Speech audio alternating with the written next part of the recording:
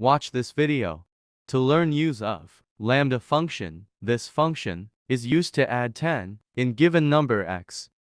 The output is 15. The function can be written by the lambda function. After lambda, type argument x. Then enter the expression to add 10 in number. Then call the lambda function to add 10 in number. Now I am going to share code of lambda function to multiple to numbers.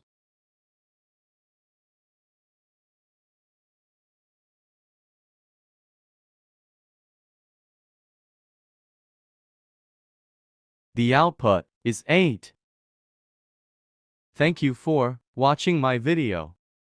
Please subscribe my channel